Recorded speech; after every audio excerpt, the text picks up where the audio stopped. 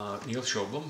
I probably got interested in photography as a kid, maybe 12 years old. I was exploring my father's darkroom equipment in the basement.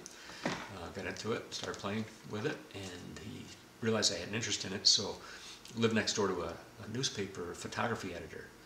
And so he introduced me to the photo editor of the Finger Lakes Times. So photography came first for you, and then business came second. Yes, although I was doing family portraits for neighbors and getting paid for it, and I actually did some work for the Finger Lakes Times, and I would get paid. I would get like a $20 check in the mail with a Christmas card at the end of the year. Well, I'm coming up on 38 years now, and probably 30 years of it was film-based. It's changed a little bit, and the economy has changed. I think we're coming out of that recession, that horrible recession. I think in the 90s we also experienced a recession. I didn't notice it at all back then, but we're being hit in this business by the digital phenomenon. Everybody has an 8-megapixel camera in their pocket. So initially they think everybody considers themselves a photographer, F-A-U-X. But that combined with the downturn in the economy, people don't have the expendable, or didn't have the expendable income to invest in that sort of thing. So and it's a do-it-yourself era where, and I'm guilty of that too. I like to go to the hardware store and buy the materials and do things myself.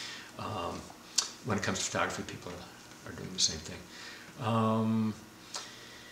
So we're being hit from all sides at once, but there are still, I think there's always going to be a strong market for the best quality work. So I think that's what we have to strive to do, is work harder and be better than our competitors. How did you start marketing? When did you start marketing? I imagine word of mouth was probably... Word of mouth, yep. It's just doing the best work you can, and your customers tell other potential customers, and it's just, I think it's important to keep your name out there, especially when you have an unusual name like mine, just so they can pronounce it or know who you are. But it's word of mouth, probably 95% word of mouth. Early in the game, I didn't have a lot of advertising budget, so I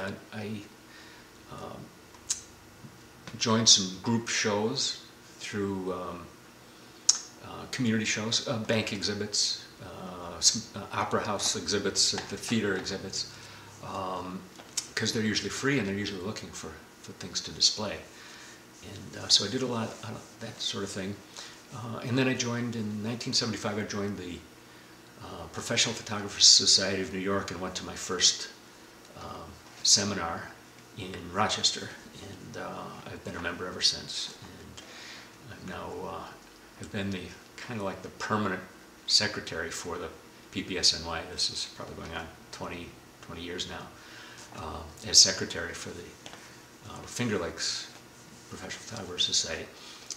Their seminars and workshops and talks and lectures and experiences have probably been the single most key to my success as a professional photographer.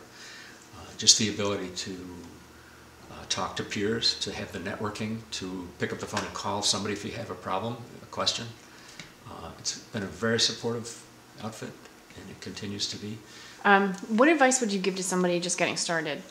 I say join up with an organization, whether it's the Professional Photographers Society or the ASMP, Association of Magazine Photographers.